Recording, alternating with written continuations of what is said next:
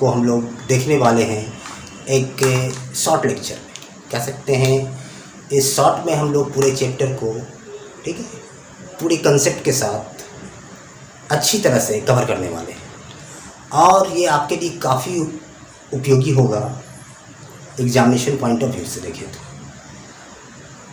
इस लेक्चर को देखने से आपके लिए क्या बेनिफिट हो सकता है, सबसे पहले ये जानिए।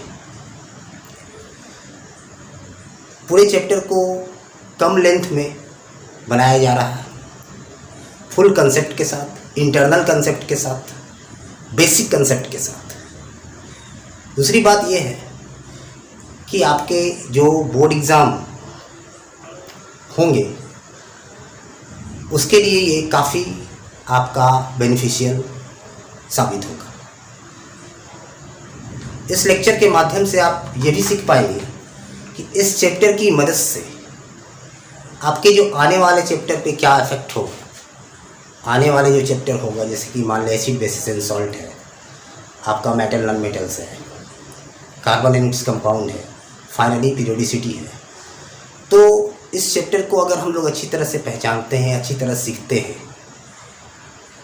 तो इसका रिफ्लेक्शन आगे वाले चैप्टर में आपको दिखेगा।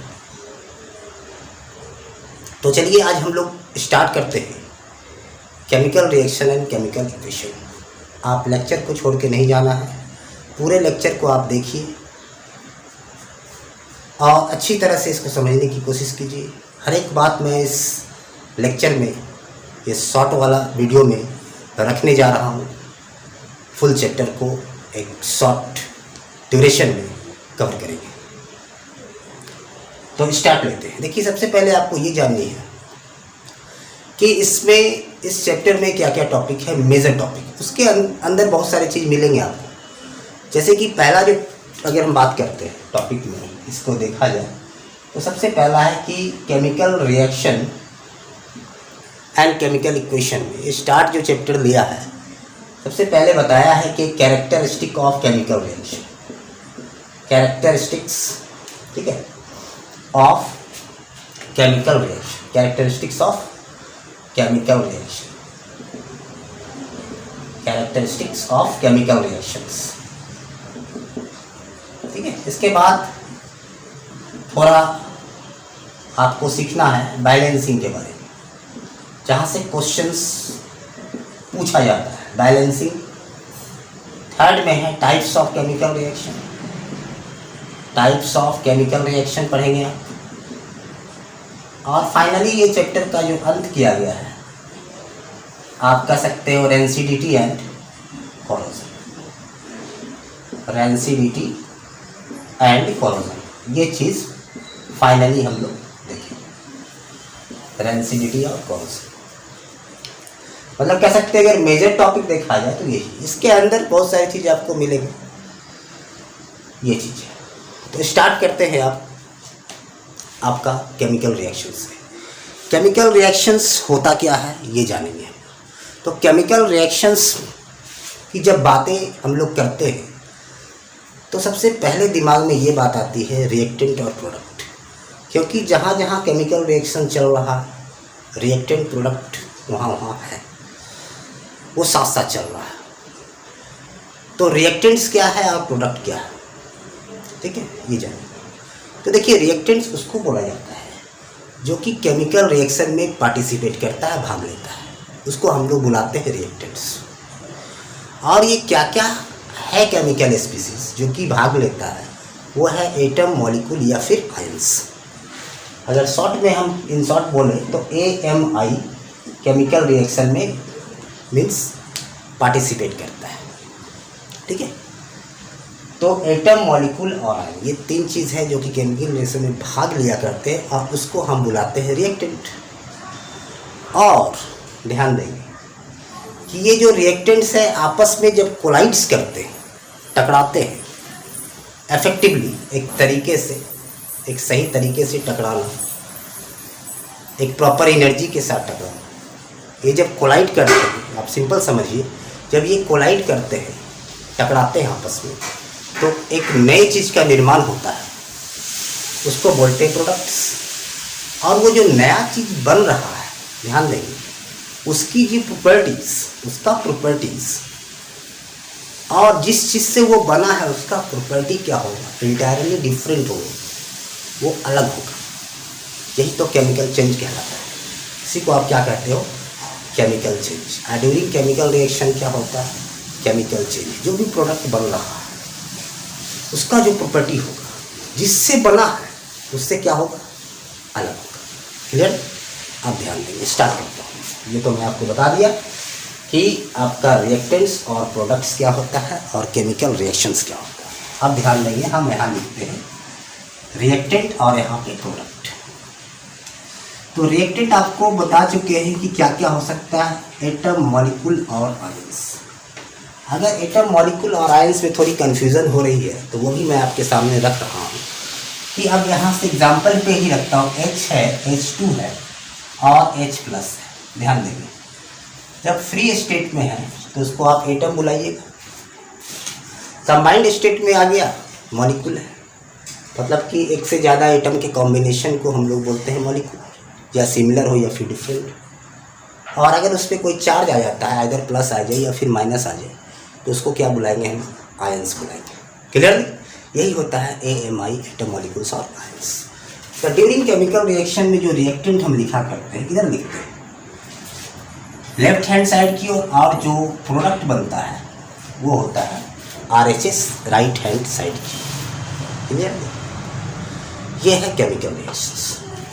तो फिर से केमिकल रिएक्शंस एक बार सुन लीजिए। रिएक्टेंट पार्टिकल्स आपस में टकराते हैं, एक नई चीज़ का निर्माण होता है। ठीक है, एक नई चीज़ का जो निर्माण होता है प्रोडक्ट है। और ये रिएक्टेंट की मदद से प्रोडक्ट बनाने की प्रक्रिया को, प्रोसेस को क्या बोलते हैं, केमिकल रिएक्शन। हमें ये चीज़ है। अब बात आती है कि कैरेक्टरिस्टिक क्या है, कैसे पहचानें कि केमिकल रिएक्शन हुआ या नहीं हुआ। तो इसको पहचानने का तरीका हमारे पास ये है, क्या क्या होगा, क्या क्या आपको दिखेगा, तो आप समझ जाएंगे कि केमिकल रिएक्शन हुआ। ध्यान से सुनते रहिएगा आप लेक्चर्स को, काफ़ी बेनिफिशियल होगा।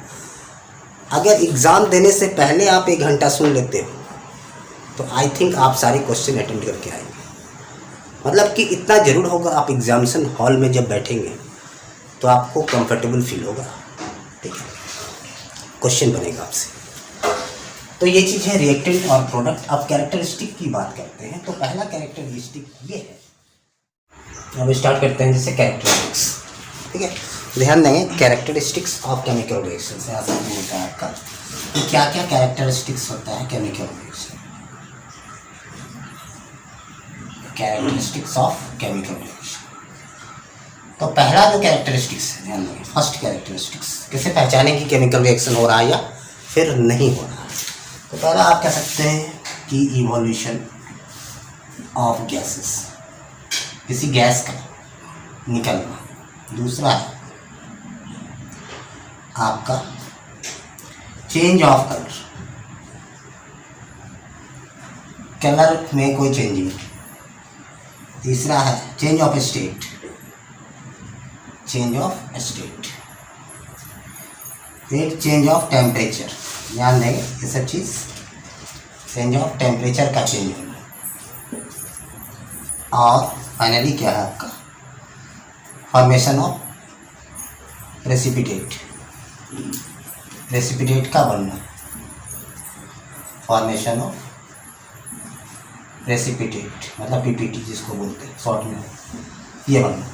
तो अगर केमिकल रिएक्शन हो रहा है, ध्यान देंगे, तो क्या क्या चीज़, मतलब कि ये सब चीज़ अगर हो रहा है केमिकल रिएक्शन परफॉर्म हो, मतलब प्रोडक्ट बन रहा है। Evolution of gases, change of colour, change of state, change of temperature, temperature में changing, and the formation of precipitate. अब हम लोग क्या करते हैं, इसके एक एक एग्जाम्पल को देख लेते हैं। इवोल्यूशन ऑफ गैस की अगर बात करते हैं यहाँ पे, इवोल्यूशन ऑफ गैस, जैसे मान लें कि कोई रिएक्शन से सपोज सोडियम बाइकार्बोनेट इसको लीजिए, सोडियम बाइकार्बोनेट। आप ये रिएक्शन को देखेंगे और इसमें हाइड्रोक्लोरिक एसिड हम डाल दिए HCl। तो क्या हम देखेंगे कि कार्बन डाइऑक्साइड गैस निकल रहा है, CO2 गैस का इवोल्यूशन टेस्ट ट्यूब में। हालांकि ये मैं आपके वीडियो इसका बना के रखा हुआ, आप देख सकते हैं उसको, कि मैंने सोडियम कार्बोनेट लिया, HCl उसमें डाला, तो देखेंगे कि आपका टेस्ट ट्यूब के अंदर बबलिंग्स होने लगता है, ठीक है। तो कौन सा गैस इवॉल्व होता है? Carbon dioxide. बहुत सारे जैसे मान लें कि कैल्शियम कार्बोनेट को डिकम्पोज करते हैं तो क्या दिखता है आपको? Calcium oxide plus CO2 gas. मतलब ये गैस का निकलना भी क्या कहलाता है? Chemical reactions. और ऐसा बहुत सारे रिएक्शंस में क्या होता है, जब आप केमिकल रिएक्शन करते हो, लिखते हो, तो क्या होता है? प्रोडक्ट हमारा गैस बनता है, ठीक है। तो यहाँ पे है इवोल्यूशन ऑफ गैस। पहला काम हो गया हमारा change of colour. Change of colour का मतलब कि जैसे मान लें कि आप इस रिएक्शन से फैमिलियर हो कि जब copper sulphate which is blue in colour होता है, कॉपर सल्फेट को जिंक में डालते हो, aqua solution of copper sulphate लेते हैं तो क्या होता है? जिंक में डालते हैं तो क्या होता है? ZnSO4 एक्वास बनाता है और आपका कॉपर। एक प्रकार का ये भी जैसे कि कॉपर सल्फेट का ब्लू कलर होता है, इसका वाइट कलर होता है। कलर चेंज हो जाता है, जहाँ पे कलर चेंज होगा वहाँ भी समझ जाएंगे केमिकल रिएक्शन हुआ है। This is example of displacement reaction. आगे हम लोग डिस्कस करेंगे इसका, ठीक है। चेंज ऑफ स्टेट, स्टेट का चेंजिंग होना। जैसे कि मान लें कि हम NH3 एमोनिया गैस है, एमोनिया गैस और क्लोरीन गैस, तो क्या बनाता है? NH4Cl, ammonium chloride, which is in solid form. देख रहे हैं, ammonia in gaseous state, chlorine in gaseous state and ammonium chlorides, ठीक है। एक सॉलिड है जिसका कि सब्लिमेशन भी होता है। चेंज ऑफ टेम्परेचर, टेम्परेचर का चेंजिंग होना। जैसे कि मान लीजिए सोडियम हाइड्रोक्साइड दिए, सोडियम हाइड्रोक्साइड को वाटर में डालेंगे तो देखेंगे कि यहाँ पे कुछ आपका टेम्परेचर इंक्रीज़ कर जाता है। टेम्परेचर क्या होता है? आपका इंक्रीज़ कर जाता है। जैसे मान लीजिए कोई भी टेस्ट ट्यूब में लिए कंटेनर में सोडियम हाइड्रोक्साइड प्लस वाटर में ऐड करेंगे, देखेंगे टेम्परेचर क्या होगा? राइज कर जाएगा। टेम्परेचर इंक्रीज हो रहा है, चेंज हो रहा है टेम्परेचर्स। टेम्परेचर चेंज होने का भी कारण है, जब वाटर में डालते हैं तो वाटर क्या करता है? सोडियम हाइड्रोक्साइड को Na+ और OH- में ब्रेक कर देता है। क्यों चेंज होता है? ध्यान देंगे, जब वाटर में सोडियम हाइड्रोक्साइड को डाला जाता है तो Na+ और OH- में ब्रेक कर देता है। अब NH+ आयन को क्या करता है? वाटर मॉलिक्यूल्स चारों तरफ सराउंड कर लेता है। जब सराउंड कर लेता है तो वहाँ पे एनर्जी रिलीज होती है, ठीक है। तो एनर्जी जो रिलीज होती है in the form of heat, that is change in temperature. और फॉर्मेशन ऑफ प्रेसिपिटेट, प्रेसिपिटेट कैसे बनता है? जैसे कि इस रिएक्शन भी फैमिलियर, सिल्वर नाइट्रेट और सोडियम क्लोराइड। अगर इसका एक्वा सॉल्यूशन लिए दोनों का एक्वा सॉल्यूशन लेंगे तो क्या बनाता है? AgCl और एक आपका सोडियम का नाइट्रेट। तो इसमें क्या होता है? AgCl जो है इनसॉल्युबल कंपाउंड है। इनसॉल्युबल कंपाउंड का फॉर्मेशन होना भी क्या है? केमिकल रिएक्शन का एक कैरेक्टरिस्टिक्स है, ये कह सकते हैं। ये चारों चीज़ हम लोग सीखें। Evolution of gases, change of colour, change of state, change in temperature, formation of precipitate, temperature का चेंज होना, तो ये चीज़ है। तो ये सारे चीज़ हम लोग देखें। अब इसके बाद आता है बैलेंसिंग। इसके बाद क्या आएगा आपका? बैलेंसिंग। तो थोड़ा बैलेंसिंग को हम लोग देखेंगे, बैलेंसिंग क्या है। तो बैलेंसिंग के लिए क्या है? कोई भी केमिकल रिएक्शन हम उठाएं जिससे बैलेंस करना है हमको। तो बैलेंसिंग केमिकल रिएक्शन सबसे पहले है कि what is balance chemical reaction. Balancing किसको बोलते हैं? कौन सा केमिकल रिएक्शन हमारा बैलेंस है या फिर अनबैलेंस कंडीशन में है। तो बैलेंस केमिकल रिएक्शन उसको बोलेंगे। जिससे मैं एक एग्जाम्पल लेके चलता हूँ, जैसे कि N2 है in the form of gaseous state, in the form of, ये ध्यान रखेंगे जब भी आप इस रिएक्शंस को लिखते हैं चैप्टर में, तो ये बहुत इंपॉर्टेंट रखता है। आगे काफ़ी इंपॉर्टेंट रखेगा जब पढ़ेंगे तो। ये आपको ब्रैकेट में जो G लिखा रहता है, क्या रहता है? गैसियस, AQ एक्वास, L रहता है तो लिक्विड, S रहता है तो सॉलिड, ये चीज़ है। तो यहाँ पे 2NH3 हो गया, 2NH3 ये गैसियस। अब ध्यान देंगे कि यहाँ पे हम देखेंगे रिएक्टेंट इधर है, इधर प्रोडक्ट है। देखेंगे रिएक्टेंट के साइड नाइट्रोजन की संख्या कितने, नंबर ऑफ 2 है। हाइड्रोजन यहाँ पे कितना है? 3 2 6 है। यहाँ पे नाइट्रोजन की संख्या क्या है? 2 है। ध्यान देंगे कोफिशिएंट 2 से मल्टीप्लाई है। और यहाँ पे हाइड्रोजन भी 3 2 क्या है? 6 है। तो हम लोग क्या देखें कि रिएक्टेंट के साइड और प्रोडक्ट के साइड नंबर ऑफ एटम क्या है? इक्वल है। नंबर ऑफ एटम क्या है? इक्वल है। तो हम लोग कह सकते हैं केमिकल रिएक्शन क्या है? इन द बैलेंस्ड कंडीशन है। यह है बैलेंस कंडीशन में केमिकल रिएक्शन है। और ये भी कह सकते हैं थोड़ा स्टैंडर्ड भाषा में आप, अगर जो chemical reaction law of conservation of mass को फॉलो कर रहा है उसको हम लोग क्या बुलाएंगे? Balanced chemical reaction. Law of conservation of mass क्या कहता है? आपने क्लास 9 में पढ़ा था, जो कि लेबोजियर ने दिए थे। Law of conservation of mass ये कहता है कि टोटल मास ऑफ रिएक्टेंट, ये जो मास ऑफ रिएक्टेंट होगा, total mass of reactant is equal to total mass of product. जैसे कि हम बात करते हैं, एक नाइट्रोजन का मास 14 ग्राम है, तो 2 नाइट्रोजन का मास क्या होगा? 2 नाइट्रोजन का मास 28 ग्राम, 1 नाइट्रोजन का मास, 1 हाइड्रोजन का मास 1 ग्राम, 6 हाइड्रोजन का मास 6 ग्राम, तो ये हो गया 34 ग्राम। इधर देखेंगे सिमिलर 2 इंटू 1 नाइट्रोजन का 14, 3 हाइड्रोजन का 1 गुना 3 तो 2 गुना 17, तो क्या आया इधर भी 34 ग्राम आया। इसके मतलब क्या देखें कि mass of reactant is equal to mass of product. अगर ऐसा होता है इधर वाला का मास इधर वाला का मास का बराबर आ जाए तो chemical reaction is in balanced condition. Clear. अब हम सीखते हैं हाउ टू बैलेंस, कुछ एग्जाम्पल लेके। अब इसी रिएक्शन से हम स्टार्ट करते हैं कुछ एग्जाम्पल्स लेके कि किस तरह से हमको बैलेंस करना है। तो यहाँ पे क्या करते हैं, अभी तो बैलेंस किया हुआ था तो हम इसको हटा देते हैं, ठीक है, इसको भी मैं यहाँ से हटा दे रहा हूँ। अब हम बैलेंस करना शुरू कर रहे हैं, ठीक है। तो ये है रिएक्टेंट और ये है प्रोडक्ट। अब सबसे पहला काम ये है कि नाइट्रोजन जो पार्टिसिपेट कर रहा है उसको यहाँ पे लिख लेंगे, नाइट्रोजन और हाइड्रोजन पार्टिसिपेट कर रहा है। इधर भी नाइट्रोजन और हाइड्रोजन, याद रहे कि नाइट्रोजन के सामने नाइट्रोजन, हाइड्रोजन के सामने हाइड्रोजन, और जो भी एटम इधर रहेगा उधर वाला एटम को आमने सामने लिखेंगे हम। तो नाइट्रोजन यहाँ 2 हो गया, हाइड्रोजन यहाँ पे 2 हो गया। यहाँ नाइट्रोजन आपका 1 है और यहाँ हाइड्रोजन कितना है, ध्यान देंगे 3। क्लियर। अब ध्यान देंगे यहाँ 2 नाइट्रोजन है, यहाँ पे 1 नाइट्रोजन है, तो कितना से मल्टीप्लाई करें, 2 से मल्टीप्लाई कर दें इसको, तो 2 नाइट्रोजन हो गया, ठीक है। 2 से मल्टीप्लाई कर देंगे तो 2 नाइट्रोजन हो गया।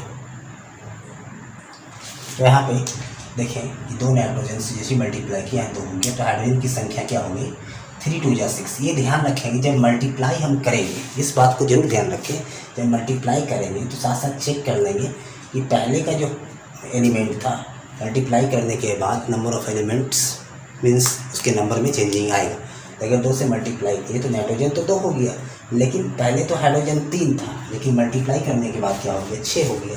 अब इधर 2 है तो कितना से मल्टीप्लाई करें, 3 से। ये बैलेंस हो गया आपका केमिकल रिएक्शंस। क्लियर। अब दूसरा एग्जाम्पल लेके चलते हैं, ठीक है। तो बैलेंसिंग के लिए हमारा नंबर ऑफ एटम ये होना चाहिए, दोनों साइड बराबर होना चाहिए। बराबर करने के लिए अब देखिए, अब यहाँ पे हम एक एग्जांपल लेते हैं कि CH4 है, CH4 और ये O2 है। प्रोडक्ट क्या मिलेगा, CO2 और H2O इसका प्रोडक्ट मिलेगा। ध्यान दें CO2 और H2O है, याद रखिए, H20 नहीं समझिएगा, H2O है। वाटर का जो फार्मूला होता है, molecular formula of water, that is H2। तो ये CH4 है, ये मीथेन गैस होता है, ये डाइऑक्सीजन है, ठीक है, ये कार्बन डाइऑक्साइड है CO2। अब इसको बैलेंस करने की कोशिश कर रहे हैं। तो यहाँ पे C इक्वल टू क्या हो गया, 1 हो गया रिएक्टेंट साइड में, और यहाँ पे प्रोडक्ट क्या है आपका, कहता है कि आपका हाइड्रोजन कितना है, 4 है, और ऑक्सीजन कितना है, इधर 2 है। इस साइड क्या है, कार्बन का संख्या 1 है, हाइड्रोजन का संख्या आपका 2 है, ऑक्सीजन का संख्या क्या है, 2 और 1 3 यहाँ पे ऑक्सीजन का संख्या है। क्लियर हो रहा है। अब कहता है मैंने क्वेश्चन हमारा दे दिया है, देखिए बैलेंसिंग में डायरेक्ट ऐसे नहीं लिखता कि राइट द बैलेंस में, मतलब कि बैलेंस द केमिकल इक्वेशन। करता क्या है कि A दे दिया, यहाँ पे B दे दिया, यहाँ पे C दे दिया, C मतलब छोटा C अल्फ़ाबेटिकल, अल्फ़ाबेट वाला, यहाँ पे D दे दिया, ठीक है। कार्बन इसको नहीं समझिएगा, ये C है, छोटा C है, ठीक है। तो कहता है कि ABCD क्या होगा, तो ABCD आपको निकालने के लिए, मतलब ये पूछ रहा है coefficient of reactant and product क्या होगा, इसके कोफिशिएंट। इसके लिए हम क्या करेंगे कि आपका ABC निकालने के लिए बैलेंस करना होगा। तो यहाँ पे कार्बन 1 है, यहाँ कार्बन 1 है, छोड़ देते हैं। यहाँ पे हाइड्रोजन 4 है, यहाँ पे 2 से मल्टीप्लाई अगर कर देते हैं तो क्या होगा, 2 से कहाँ मल्टीप्लाई करना है, हाइड्रोजन की जगह पे, हाइड्रोजन की जगह पे 2 से मल्टीप्लाई कर देंगे यहाँ पे 2 से, ठीक है। मतलब D की जगह पे 2 हो गया। अब देखिए मल्टीप्लाई करने के बाद ऑक्सीजन पहले 2 था, पहले कितना 3 था, अब 2 ऑक्सीजन और यहाँ पे 2 ऑक्सीजन, कितना हो गया, 4 ऑक्सीजन हो गया, 4 लिखते हैं यहाँ पे। अब यहाँ पे ऑक्सीजन 2 है, कितना से मल्टीप्लाई करें, ये 2 से, तो यहाँ पे B की जगह पे क्या हो जाएगा, 2 हो जाएगा, B की जगह पे 2 हो जाएगा। इसका मतलब क्या है, A की जगह पे कुछ भी नहीं है, C की जगह पे मतलब कुछ भी नहीं है तो 1 है, मतलब कि कुछ नहीं है तो 1 है, मतलब A की जगह पे 1, मतलब 1 इंटू C तो 1 हो जाएगा। इसके मतलब A इक्वल टू क्या हो गया 1, B equal to 2, C equal to 1 और D इक्वल टू 2। ये आपका आंसर हो जाएगा। हो सकता है ऑप्शन में अलग अलग कुछ है, तो आप बना सकते हैं इस तरह से, ठीक है। नेक्स्ट अब थोड़ा सा फ्रैक्शनल बैलेंस थोड़ा सा देखते हैं। फ्रैक्शनल में बैलेंस अगर फ्रैक्शन में आता है तो क्या करते हैं, जैसे कि यहाँ पे C2H6 है, C2H6 है और ये O2 है और यहाँ पे बन रहा है CO2 और यहाँ पे H2O है, CO2 और H2। तो यहाँ पे उसी तरह से C = 2 करेंगे, हाइड्रोजन बराबर 6 करेंगे, ऑक्सीजन बराबर 2 करेंगे। याद रहे कार्बन के सामने कार्बन, कार्बन 1 हो गया, हाइड्रोजन यहाँ पे 2 हो गया, ऑक्सीजन यहाँ पे 3 हो गया। तो अब क्या करते हैं, यहाँ पे ये 2 कार्बन है, ठीक है। यहाँ भी पूछ दिया जाए सवाल कि what is A, what is B, what is C and what is D, यहाँ पर, ठीक है। तो क्या करेंगे, तो सबसे पहला कि C 2 है, यहाँ 2 से मल्टीप्लाई करेंगे, क्या कार्बन के साथ मल्टीप्लाई करेंगे, इसके मतलब C की जगह पे 2 आ रहा है, ठीक है। C की जगह पे 2 आ रहा है, देखिए 6 हाइड्रोजन है, 2 हाइड्रोजन कितना से मल्टीप्लाई, 3 से, तो यहाँ पे क्या हो जाएगा 3 से इधर मल्टीप्लाई करेंगे, ध्यान दे दीजिए।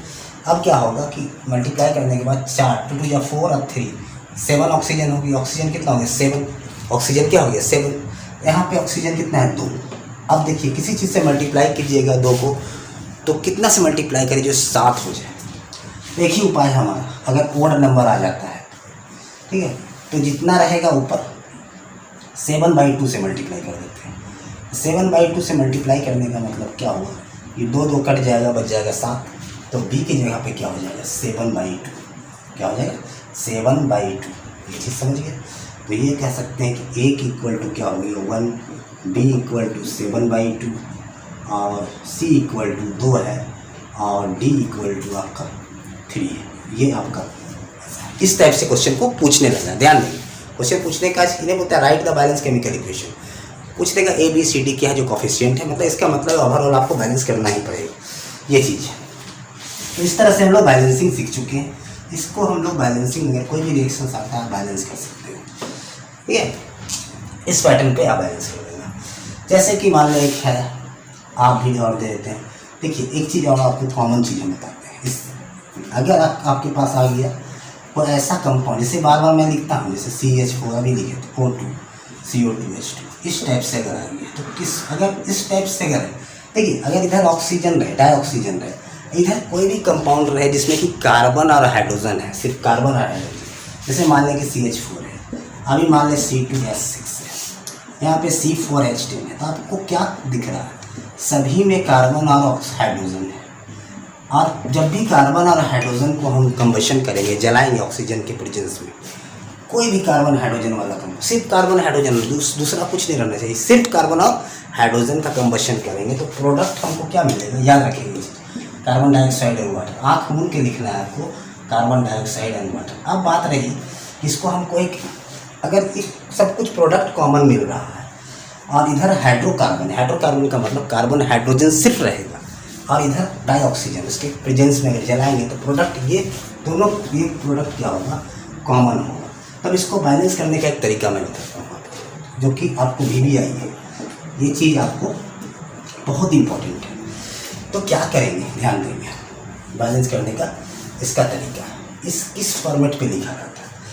यहाँ पर बैलेंस करने का ये तरीका है, जो भी लिखा रहे हैं आपको करना क्या है, इसको कुछ भी नहीं करना, इसके साथ कुछ भी आने वाला नहीं। इसके साथ करना क्या है, आपको फॉर्मेट क्या है, ऑक्सीजन के साथ क्या करेंगे, जैसे मान लें यहाँ पे CH4 लिखा होगा, ऑक्सीजन के साथ हम करेंगे 3n+1 3n+1/2 ये करेंगे, और CO2 के साथ हम करेंगे n, और H2O के साथ करेंगे n+1H2, बैलेंस हो जाएगा, याद रखिए।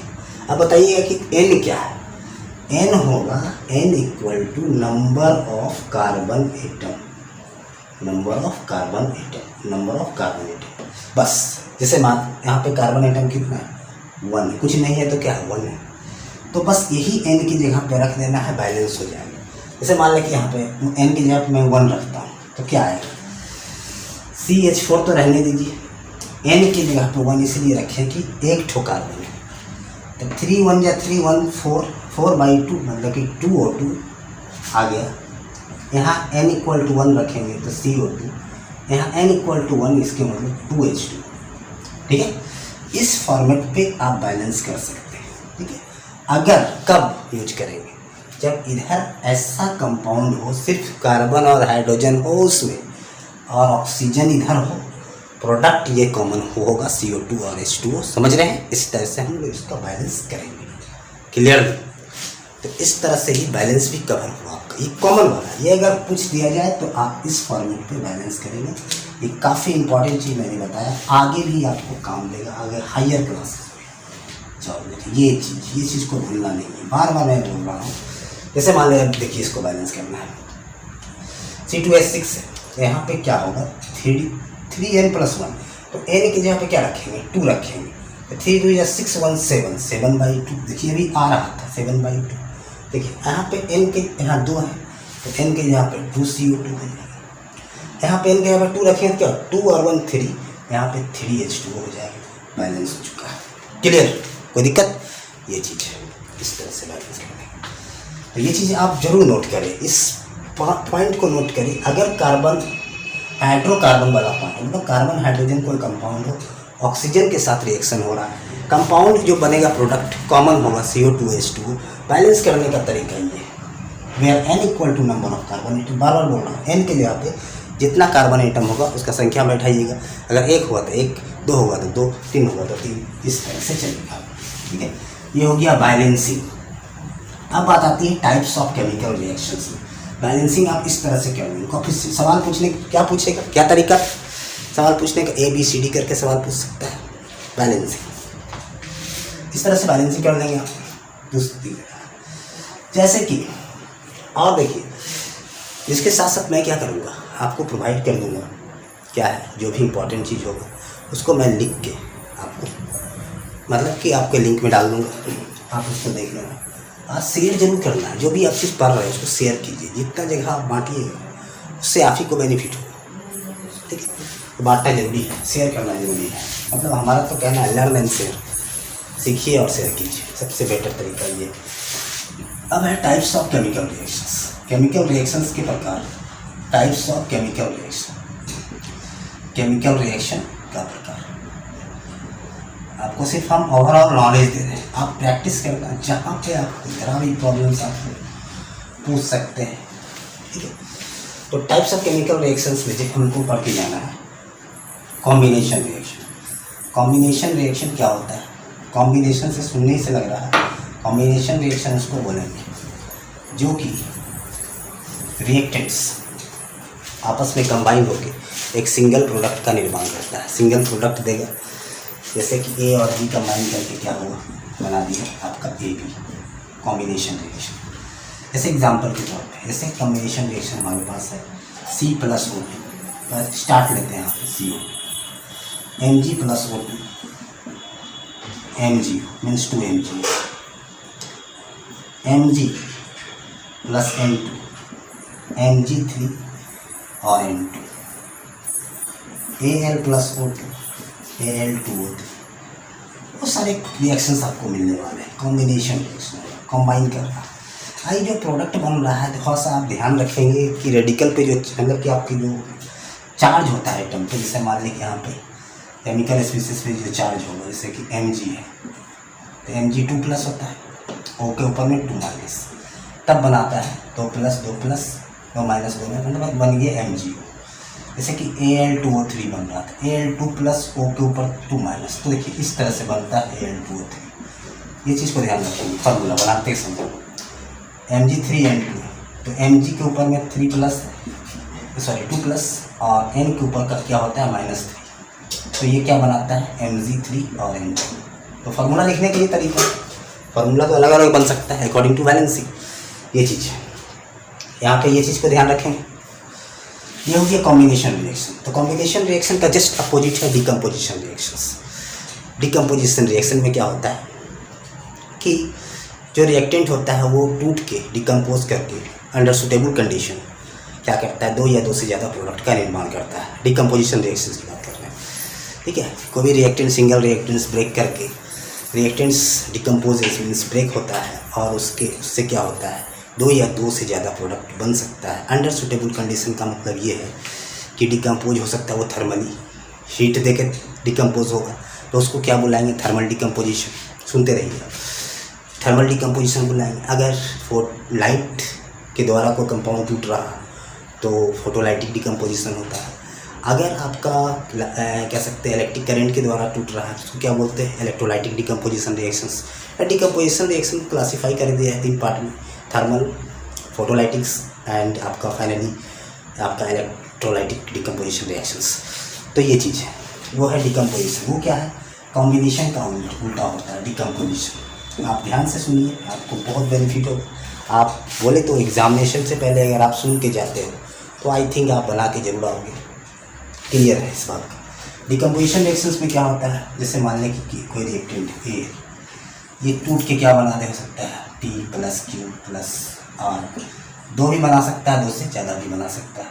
ठीक है, यही है रिएक्टेंट ब्रेक करके अंडर सुटेबल कंडीशन। जैसे एग्जाम्पल है डिकम्पोजिशन का, जैसे पहले बहुत बढ़िया एग्जाम्पल है, कैल्शियम कार्बोनेट सॉलिड फॉर्म में डिकम्पोज करता है अंडर द सुटेबल कंडीशन। का मतलब यहाँ पे हीट देके डिकम्पोज होगा तो कैल्शियम ऑक्साइड बनाएगा और यहाँ पे CO2 बनाएगा, ये चीज़। तो यहाँ पे क्या देख रहे हैं, देखिए ये भी यहाँ पे क्या हो रहा था, गैस निकल रहा था, बता रहे थे उस समय गैस निकलेगा तो evolution of gas that is chemical reaction perform हो रहा है। सिमिलरली आप जिंक कार्बोनेट की बात करते हैं, अगर जिंक कार्बोनेट को हीट किया जाए तो यहाँ क्या बनेगा, ZNO इन सॉलिड फॉर्म और CO2। यहाँ उसी तरह से आप किसी भी मेटल कार्बोनेट को ध्यान दें, यहाँ पे मेटल कार्बोनेट है, ध्यान देंगे इस बात को, ध्यान रखें। ऐसा नहीं कि हम कैल्शियम कार्बोनेट पढ़ के गए तो वही बना पाए, दूसरा कोई कार्बोनेट आ गया डिकम्पोज नहीं कर पाए, वैसा बात नहीं है। कैल्शियम कार्बोनेट रहे, जिंक कार्बोनेट रहे, मैग्नीशियम कार्बोनेट रहे, तो जो भी कार्बोनेट डिकम्पोज करेगा तो उसी मेटल का ऑक्साइड बनाएगा और साथ में कॉमन गैस क्या होगा, CO2। ये ध्यान रखिएगा, ये फॉर्मेट है। फॉर्मेट ये कहता है कोई भी मेटल कार्बोनेट को अगर हीट करते हैं, मेटल कार्बोनेट को आप हीट करते हो तो मेटल के ऑक्साइड बनते हैं। तो मेटल का ऑक्साइड का प्रकार अलग अलग हो सकता है, क्या है कि बैलेंसिंग के हिसाब से मेटल ऑक्साइड का फार्मूला बदल सकता है। ठीक है, जैसे MXOY का मतलब क्या समझे, MXOY ये कहता है, जैसे कि मैं यहाँ लिखूँ Al2O3, एक जगह लिखूँ Mg3, ये थी MgO, ठीक है, या फिर लिखे यहाँ पे आपका कोई ऑक्साइड और बताइए, जैसे कि हम यहाँ पे लिखते हैं तो यहाँ पे 2 क्या हो, x की जगह पे क्या है 2 है, y की जगह पे 3 है, यहाँ पे x की जगह पे 1 है और y की जगह पे भी 1 है। ये चीज़ ध्यान रख रहे हैं, क्लियरली समझ में आ रहा हो, ये चीज़ है यहाँ पे। तो यही है MXO वाटर का ऑक्साइड बनाएगा और कॉमन गैस क्या होगा, CO2। ये चीज़ है क्या है आपका डिकम्पोजिशन। कैसा डिकम्पोजिशन रिएक्शन, थर्मली है। अब थोड़ा मिलते हैं फोटोलाइटिक्स, इसको आप नोट करें। और भी है, अब एग्जांपल में से लेड नाइट्रेट है, ये जो लिखाने जा रहे हैं बहुत इंपॉर्टेंट भी है। आप लेड नाइट्रेट को डिकम्पोज कर रहे हो सॉलिड फॉर्म में, देखिए यहाँ से क्वेश्चन रहेगा, यहाँ से क्वेश्चन आया करता है, ठीक है, हर जगह। जैसे कि इसको लेड नाइट्रेट को डिकम्पोज किया तो क्या बना, उसी जिसका नाइट्रेट होगा उसी एलिमेंट का ऑक्साइड होगा, PbO होगी in solid form, NO2 gas common होगा और O2 गैस कॉमन होगा। NO2 गैस का कलर याद रखेंगे, रेडिश ब्राउन क्या होता है, रेडिश ब्राउन कलर का होता है ये, रेडिश ब्राउन। NO2 गैस का कलर क्या होता है, reddish brown. Lead nitrate similarly zinc nitrate दे दिया तो क्या करें, जिंक नाइट्रेट पे क्या होगा, हीट कर दिया तो यहाँ भी क्या बनेगा, अगर जिंक का नाइट्रेट है तो जिंक का ऑक्साइड बनेगा, जिंक का ऑक्साइड बना रहा है। और 2 गैस कॉमन है आपका, नाइट्रोजन का डाइऑक्साइड और ऑक्सीजन का डाइऑक्साइड। कॉपर नाइट्रेट है, सेम कंडीशन, कॉपर का ऑक्साइड बनाएगा, कॉपर का ऑक्साइड और NO2 गैस रेडिश ब्राउन और O2 गैस कॉमन हो जाएगा। ये चीज़ सारा है थर्मल डिकम्पोजिशन रिएक्शंस, आप इसको नोट कर सकते हैं। अब इसके बाद ये सारे कॉपी में आप कर लीजिए या फिर स्क्रीनशॉट ले लीजिए इसके। अब इसके बाद आता है आपका इसी के प्रकार है डिकम्पोजिशन का फोटोलाइटिक। तो फोटोलाइटिक में ज़्यादा एग्जांपल्स नहीं है। फोटोलाइटिक का मतलब है कि जैसे कि एक AgCl वाला एग्जांपल आपको याद रखना है, ठीक है। सनलाइट की प्रेजेंस में क्या होता है, सिल्वर क्लोराइड का जो कलर होता है आपका वाइट कलर से क्या होता है, ग्रे कलर में कन्वर्ट हो जाता है, 2Ag बनाएगा और Cl2। Similarly silver bromide sunlight के प्रेजेंस में क्या होगा इसका भी फोटोलाइटिक अगर करते हैं तो 2Ag + Br2। तो ये सब हो गया फोटोलाइसिस। वाटर का फोटोलाइसिस करा देते हैं। वाटर का अगर फोटोलाइसिस करते हैं सनलाइट के प्रेजेंस में, आपने पढ़ा है during photosynthesis reactions. During photosynthesis reactions क्या होता है? Photolysis of water. तो क्या होता है? वाटर का फोटोलाइसिस जब कराते हैं हमको ऑक्सीजन मिलता है। कितना ऑक्सीजन है? 1 है। इधर हाफ लगा दो तो 1 हो जाएगा। जितना हाइड्रोजन रहेगा उतना H+ के फॉर्म में दे देंगे और ये 2 इलेक्ट्रॉन। ठीक है, इस तरह से इस पर ध्यान नहीं देंगे आप, लेकिन इस तरह से फोटोलाइसिस होता है। फोटोलाइसिस ऑफ वाटर भी क्या है? एक आप डिकम्पोजिशन रिएक्शंस है। ये इस तरह से इस फैशन में क्या होता है? ये ब्रेक करता है, मतलब 2H+ हाफ O2 और 2 इलेक्ट्रॉन्स। 2 इलेक्ट्रॉन है, 2 इलेक्ट्रॉन इसलिए आया है, 2 को माइनस 2+ को बैलेंस करने के लिए। ठीक है, ये चीज़ हो गया आपका फोटोलाइसिस ऑफ वाटर। फोटोलाइसिस। अब आता है इलेक्ट्रोलाइटिक डिकम्पोजिशन क्या है? तो इलेक्ट्रोलाइटिक डिकम्पोजिशन का मतलब ये होता है इलेक्ट्रिसिटी के द्वारा तोड़ना। इलेक्ट्रिसिटी के द्वारा अगर हम उसको तोड़ते हैं तो इलेक्ट्रिसिटी का इलेक्ट्रिक करंट के द्वारा, जैसे कि वाटर हाइड्रोजन पेरोक्साइड है H2O2, यहाँ पे इलेक्ट्रिक करंट देंगे।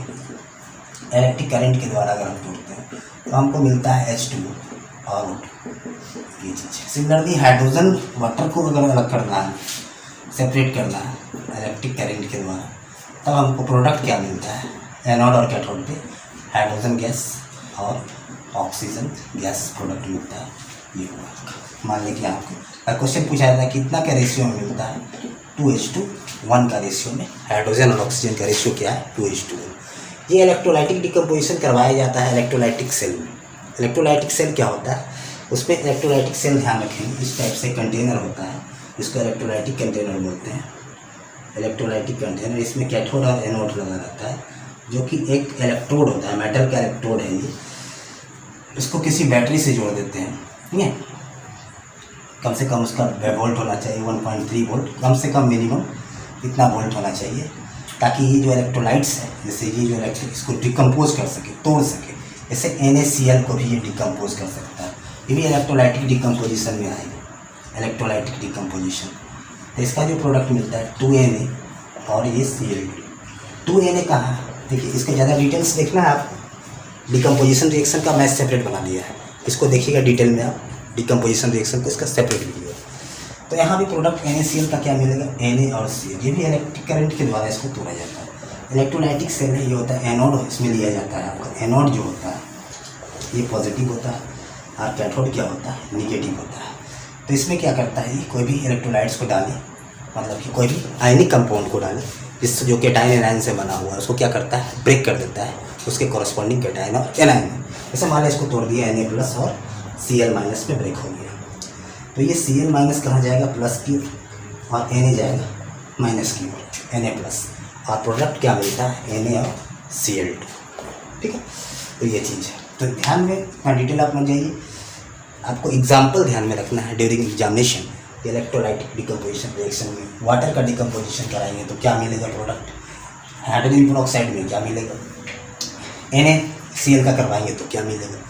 तो ये सब चीज़ आपको ध्यान में रखना है इलेक्ट्रोलाइटिक डिकम्पोजिशन रिएक्शंस में। क्लियर? तो ये तीनों प्रकार के डिकम्पोजिशन रिएक्शन कवर हुआ हमारा। ठीक है, मतलब कि हम लोग कॉम्बिनेशन लिख लिए, डिकम्पोजिशन लिख दिए। अब हम लोग डिस्प्लेसमेंट और डबल डिस्प्लेसमेंट की बातें करने वाले हैं। तो डिस्प्लेसमेंट रिएक्शन जैसे सिंगल डिस्प्लेसमेंट रिएक्शन है, तो डिस्प्लेसमेंट रिएक्शन में सब ये चीज़ ध्यान रखना है। काशीनाथ का माली आलू जरा फीका पकाता है, काशीनाथ का माली आलू एल्युमिनियम जरा फीका पकाता है, कौन है? आगे आओ। ये चीज़, ये रिएक्टिविटी सीरीज है। मतलब क्या है? Potassium, sodium, calcium, magnesium, aluminium, zinc, iron, lead, hydrogen, copper, mercury, silver, gold. तो इससे रिएक्टिविटी सीरीज है। इससे पता चलता है इधर से नीचे आ रहे हैं तो रिएक्टिविटी क्या हो रहा है? घट रहा है। सबसे ज़्यादा रिएक्टिव कौन है? पोटासियम। सबसे कम रिएक्टिव कौन हुआ? गोल्ड हो गया। इसके आगे प्लेटिनम भी होता है। ठीक है, तो इसमें क्या होता है? डिस्प्लेसमेंट रिएक्शन में क्या होता है आप जानते हैं कि जो ज़्यादा रिएक्टिव मेटल होता है, कम रिएक्टिव मेटल और कम लेस रिएक्टिव मेटल को उसके एक्वा सॉल्यूशन से क्या करता है? हटा देता है। ठीक है, जैसे एग्जाम्पल यही में कलर चेंज होता था, अभी बता रहे थे आप। कॉपर सल्फेट एक्वास लेंगे जिंक, अब क्या रिएक्शन होगा? ध्यान देंगे क्या कि होगा, क्या कि जिंक जो है कॉपर से ज़्यादा रिएक्टिव है, ऊपर है, तो जिंक क्या करेगा, जिंक कॉपर को डिस्प्लेस करेगा और खुद इसके साथ कंबाइन होकर जिंक सल्फेट बना देगा। मतलब इससे क्या पता ये चलता है कि जो ज़्यादा रिएक्टिव मेटल है, जैसे वो क्या करेगा, लेस रिएक्टिव मेटल को हटा देगा। मान लो कॉपर सल्फेट है, क्या कॉपर सल्फेट का रिएक्शन सिल्वर के साथ कराएंगे तो रिएक्शन होगा? नहीं होगा, इसलिए कि कॉपर क्या है, सिल्वर से ज़्यादा रिएक्टिव है, सिल्वर कम रिएक्टिव है, ये इसको हटा नहीं पाएगा। ठीक है, अगर हम कॉपर सल्फेट है, आयरन सल्फेट है, सपोज FeSO4 है, FeSO4 है, आयरन सल्फेट का जिंक के साथ रिएक्शन कराएंगे, होगा? देखिए जिंक क्या है, आयरन से ज़्यादा रिएक्टिव है, हाँ होगा। अगर ज़्यादा रिएक्टिव है तो क्या होगा, ZnSO4 आयरन को डिस्प्लेस करेंगे। मतलब क्या, शर्त क्या है डिस्प्लेसमेंट रिएक्शन होने के लिए, जो आप मेटल होगा, जो मेटल यहाँ पे होगा, जिस इसके कंपेरिजन जो मेटल इलेक्ट्रोलाइट्स में लगा होगा, ठीक है, जो सॉल्ट सोल्यूशन में लगा होगा जो मेटल, उससे अगर ज़्यादा रिएक्टिव है तो डिस्प्लेस करेगा, नहीं रिएक्टिव है तो डिस्प्लेस नहीं करेगा। ये चीज़ क्लियर आप समझ लीजिए। उसके बाद क्या है, डिस्प्लेसमेंट रिएक्शन के बाद आता है double displacement. Double displacement reaction को हम लोग जनरली क्या कहते हैं, प्रेसिपिटेशन रिएक्शन के नाम से भी जाना करते हैं। डबल डिस्प्लेस, जिसमें कि इनसॉल्युबल सॉल्ट का फॉर्मेशन होता है। ठीक है, डबल डिस्प्लेसमेंट क्या है, इनसॉल्युबल सॉल्ट का फॉर्मेशन करता है। रिएक्टिविटी सीरीज याद रखेंगे तब क्या होगा, सिंगल डिस्प्लेसमेंट रिएक्शन वाला क्वेश्चन बनाना आसान होगा। इसका मेन ट्रिक सही है, अगर आपको डिस्प्लेसमेंट रिएक्शन बनाना है, सिंगल डिस्प्लेसमेंट रिएक्शन, तो आप ध्यान रखें कि जो हम सीरीज लिखे थे, काशीनाथ का माली आलू जरा फीका पकाता है, कौन है आगे आओ, उसको जरूर याद रखें तो बनना आसान हो जाएगा। अब देखिए डबल डिस्प्लेसमेंट, जिसको DDR शॉर्ट में बोलते हैं, double displacement reaction. Double displacement reaction भी आप अगर इसको डिटेल में देखना चाहते हैं, इसका भी वीडियो सेपरेट बना हुआ है, आप जाके उसको देख सकते हैं सेपरेटली, सबका सेपरेट है। ये तो शॉर्ट है ना, शॉर्ट में हम लेके चल रहे हैं, इसलिए इस सारे चीज़ का समरी एक जगह हम रख सकें। अगर अलग अलग देखना है उसके लिए भी प्रोवाइड है, आप देख सकते हैं। ठीक है, DDR जैसे कि AgNO3, सिल्वर नाइट्रेट, एक्वास होता है इसमें, सिल्वर नाइट्रेट, NaCl, ये एक्वास है, एक्वा सोल्यूशन लेना होगा। आप 2 टेस्ट ट्यूब ले लो, दोनों का एक्वास ले लो, एक्वा सोल्यूशन, दोनों को मिक्स करेंगे। मिक्स करेंगे तो क्या होगा, AgCl बनाएगा, इनसॉल्युबल सॉल्ट बनाएगा और NaNO3 बनाएगा। ये जो इनसॉल्युबल सॉल्ट बनाता है PPT बनता है, AgNO3। कलर याद रखेंगे, सिल्वर क्लोराइड का कलर क्या होता है, वाइट कलर का होता है। उसी तरह से अगर हम लेते हैं बैरियम क्लोराइड और यहाँ पे लेते हैं सल्फरिक एसिड H2SO4, एक्वास लेना हो, याद रखेंगे। सिमिलरली बैरियम क्लोराइड यहाँ लेते हैं, एक्वास, यहाँ पे लेते हैं sodium sulphate, aqueous, sodium sulphate, aqueous. तो सारा में क्या होगा कि आपका डिस्प्लेसमेंट, डबल डिस्प्लेसमेंट रिएक्शन होगा। डबल डिस्प्लेस के दौरान क्या होता है, आयन का एक्सचेंज होता है, exchange of ion. Exchange of ion का मतलब ये है कि यहाँ पे ध्यान देंगे, Ba2+ Cl-, Ba2+ Cl-। यहाँ पे देख रहे हैं कि एक्सचेंज ऑफ आयन होगा। एक्सचेंज ऑफ आयन मतलब कि जो यहाँ पे आयन है उसका एक्सचेंज होगा। एक्सचेंज का मतलब है कि ये वाला पार्ट किसके साथ जाएगा, इसके साथ, ये वाला पार्ट इसके साथ। आपने पढ़ा है कि A है, B है, ये C है, D है, तो A और D आपस में, B और C आपस में मिलके प्रोडक्ट बनाएगा। तो यहाँ भी सारा में वही खेल होगा। यहाँ पे BaSO4 barium sulphate which is white PPT आएगा इसका, और HCl यहाँ पे होगा। मैं बैलेंस नहीं कर रहा हूँ, BA यहाँ पे बैरियम सल्फेट वाइट PPT आएगा, यहाँ भी वाइट PPT आ रहा है, और बाकी आपका NaCl बनेगा। तो इस तरह से आप, ये हो गया डबल डिस्प्लेसमेंट रिएक्शन का एग्जाम्पल हो गया। ठीक है, is the example of double displacement reaction.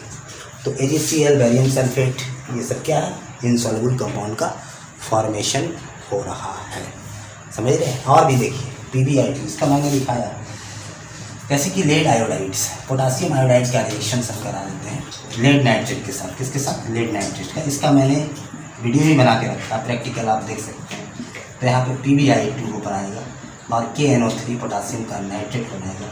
और ये जो PbI2 है, ये जो PbI2 है, ये PbI2 देखिए AQ लिख रहे हैं, एक्वास लेना जरूरी है, इसलिए AQ लिख रहे हैं। ध्यान दीजिए, AQ का काफ़ी बड़ा मीनिंगफुल है डबल डिस्प्लेसमेंट में, हर जगह इसका मीनिंग रहता है, ऐसा नहीं ऐसा ही ले लेता है AQSLG।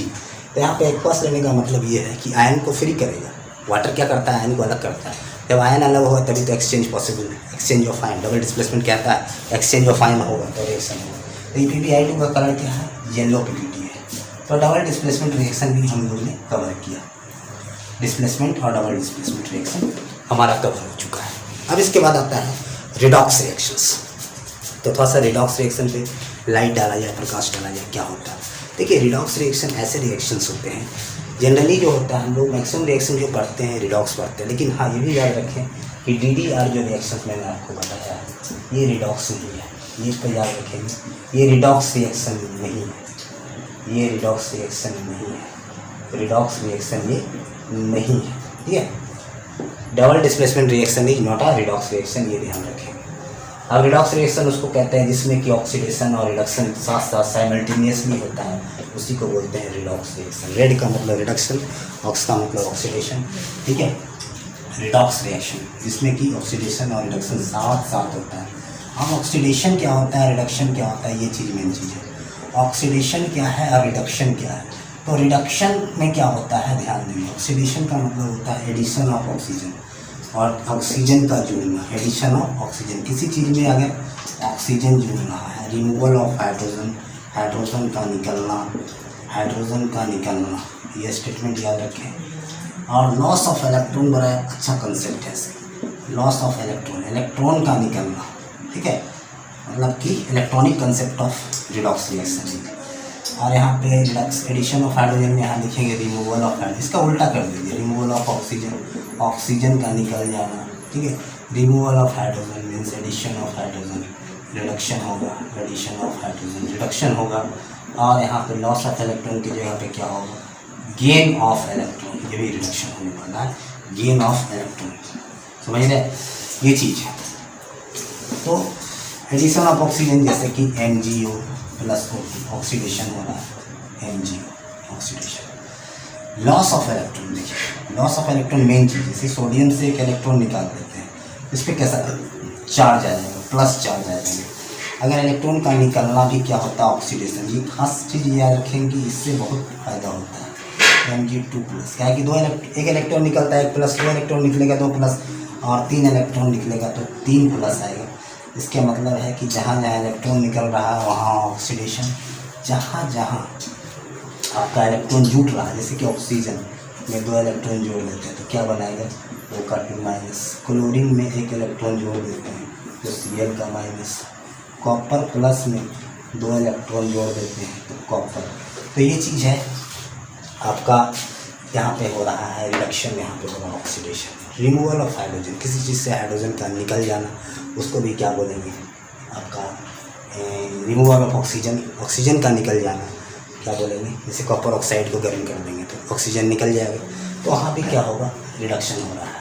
किसी चीज़ में हाइड्रोजन का जुड़ जाना का मतलब जैसे सोडियम में हाइड्रोजन जोड़ देंगे तो क्या बना दिया, सोडियम का हाइड्राइड बना दिया, तो ये क्या हो गया, ये भी हो रहा है रिडक्शन। हाइड्रोजन जुड़ना क्या मतलब रिडक्शन, ऑक्सीजन निकलना ऑक्सीडेशन, इलेक्ट्रॉन का एडिशन होना रिडक्शन, इलेक्ट्रॉन का हटना ऑक्सीडेशन, ये चीज़ है। अब हम ऐसा रिएक्शन लिखेंगे जिसमें दोनों हो रहा है, क्या हो रहा है, दोनों। इस चीज़ को आप लिख सकते हैं जिसमें कि दोनों हो रहा है। अगर दोनों हो रहा है तो क्या कहलाएगा, रिडॉक्स अभिक्रिया में रिडॉक्स रिएक्शंस कहलाएगा। जैसे कि यहाँ पे लिखिए CuO, ये बड़ा कॉमन एग्जाम्पल है, H2 प्लस Cu और H2O। तो यहाँ पे क्या देख रहे हैं, H2O है, H20 में समझिए, कॉपर ऑक्साइड से कॉपर, हाइड्रोजन से, देखिए कॉपर ऑक्साइड से क्या निकल रहा है, ऑक्सीजन निकल रहा है। ऑक्सीजन निकलना का मतलब क्या होता है, रिडक्शन, ऑक्सीजन निकलना रिडक्शन। हाइड्रोजन में ऑक्सीजन जुड़ रहा है, क्या हो रहा है, ऑक्सीडेशन, ऑक्सीडेशन भी हो रहा है, रिडक्शन भी हो रहा है। अब इसे यहाँ पे हम ले लेते हैं PbO, यहाँ पे ठीक है, PbO, यहाँ पे क्या होगा, सपोज C है तो क्या बना रहा है, Pb प्लस CO, ध्यान दें। तो PbO से क्या हो रहा है, Pb बन रहा है, ऑक्सीजन निकल रहा है, निकलने का मतलब रिडक्शन। कार्बन में ऑक्सीजन जुट रहा है तो क्या हो रहा है आपका ऑक्सीडेशन, मतलब कह रहे हैं लेड इज गेटिंग रिड्यूस, ठीक है, लेड क्या हो रहा है, रिड्यूज हो रहा है, और carbon dioxide is getting oxidised. पहला क्वेश्चन होगा NCERT एक्सरसाइज में, ठीक है, A और B करके ऑप्शन होगा। तो उसका पहला जो होता है, क्या हो रहा है इनमें से, तो lead is getting reduce, lead क्या हो रहा है, रिड्यूज हो रहा है। रिड्यूज होने का मतलब है कि इसका पर चार्ज जो हो रहा है घट रहा है, ठीक है, और carbon dioxide is getting oxidise. Oxidise होने का मतलब क्या हो रहा है, ऑक्सीजन जुट रहा है, ठीक है, ऑक्सीडाइज्ड। या रिड्यूज होने का मतलब ये समझो, सिंपल सा, रिड्यूज होने का मतलब ऑक्सीजन क्या हो रहा है, निकल रहा है, ठीक है। और कार्बन डाइऑक्साइड मतलब कि ऑक्सीजन जुट रहा, ऑक्सीडाइज हो रहा है। तो lead is getting reduce and carbon dioxide is getting oxidised, ये चीज़ है। अब एक रिएक्शन और दिखेंगे जिसमें कि इलेक्ट्रॉन का Zn2+ है यहाँ पे, Zn2+ और Cu, और यहाँ पे Zn2+ से बन रहा है Cu। यहाँ पे क्या होगा, Cu2+, यहाँ पे Zn से क्या बन रहा है, Zn2+। इसका मतलब है Zn से 2 इलेक्ट्रॉन क्या हो रहा होगा, निकल रहा होगा, तभी बन रहा होगा Zn2+। और Cu2+ से Cu बन रहा है, इसका मतलब इसमें 2 इलेक्ट्रॉन जुट रहा है, ठीक है। इसका मतलब जहाँ पे इलेक्ट्रॉन निकल रहा है ऑक्सीडेशन, जहाँ पे इलेक्ट्रॉन जुट रहा है रिडक्शन। तो यहाँ पे भी क्या हो रहा है, दोनों एक साथ हो रहा है। जितने भी एग्जाम्पल अभी दिखे थे, ऑक्सीडेशन भी हो रहा है, रिडक्शन भी हो रहा है, इसका मतलब क्या है, दोनों रिडॉक्स रिएक्शंस। अब क्या है, what is reducing agent and what is oxidising agent. सबसे बढ़िया तरीका क्या है याद रखने का, जिसका आपका रिडक्शन उसको ऑक्सीडाइजिंग एजेंट, जिसका ऑक्सीडेशन रिड्यूसिंग एजेंट। तो यहाँ पे अगर हम पूछें CuO और H2, तो CuO में लिखेंगे Cu+H2, ठीक है। तो यहाँ पे किसका ऑक्सीडेशन हो रहा है, किसका रिडक्शन हो रहा है। तो कॉपर ऑक्साइड का क्या हो रहा है, रिडक्शन, और हाइड्रोजन का ऑक्सीडेशन। इसका मतलब है कॉपर ऑक्साइड का रिडक्शन हो रहा है, तो ये क्या कहलाएगा, ऑक्सीडाइजिंग एजेंट। और जिसका ऑक्सीडेशन, हाइड्रोजन का ऑक्सीडेशन हो रहा था, तो ये क्या कहलाएगा, रिड्यूसिंग एजेंट। तो ऐसे याद रखेंगे, जिसका ऑक्सीडेशन रिड्यूसिंग एजेंट, जिसका रिडक्शन ऑक्सीडाइजिंग एजेंट। तो रिडॉक्स रिएक्शन भी इन शॉर्ट कवर हो गया आपका, ठीक है। आप अगर सारे चीज़ को देख लोगे एक बार एग्जामिनेशन से पहले, तो ओवरऑल चैप्टर आपके सामने मैंने रख दिया है। सिर्फ एक चीज़ बचा है आपका, रेंसिडिटी और कोरोजन। अब देखिए रेंसिडिटी और कोरोजन प्योर क्या है, थ्योरेटिकल पार्ट है। तो रेंसिडिटी क्या है, रेंसिडिटी का मतलब है जब भी कोई भी फूड स्टफ का मतलब फूड मटेरियल जिसमें कि वाइल्ड हो, फैट्स हो कंटेनिंग, क्या होता है, ऑक्सीडाइज हो जाता है। कब, ठीक है, ऑक्सीडाइज होने के बाद क्या होगा, ऑक्सीडाइज हो जाएगा। जब ऑक्सीडाइज होने का मतलब कि जब एयर और मॉइस्चर के कांटेक्ट में आएगा तो ऑक्सीडेशन हो जाता है वहाँ पे। रेंसिडिटी क्या है, ऑक्सीडेशन प्रोसेस है, और उसके कारण क्या होता है, उसका टेस्ट और स्मेल में चेंजिंग आ जाता है, ठीक है। एक तरह से बोल सकते हैं बैड स्मेल, बैड टेस्ट आ जाता है उसमें। तो इस प्रोसेस को क्या बोलते हैं, रेंसिडिटी, ठीक है। कोई भी चीज़ का ख़राब होना, फूड स्टफ का, रेंसिडिटी। इसको रेंसिडिटी से बचने के लिए हम लोग एयर टाइट, उसको क्या करते हैं, एयर टाइट पैकेट में बंद करते हैं। दूसरा है रेफ्रिजरेटर का यूज करते हैं, जिससे रेंसिडिटी से बचा जाए, ठीक है। और क्या है, एंटीऑक्सीडेंट का यूज करते हैं, जैसे BHC।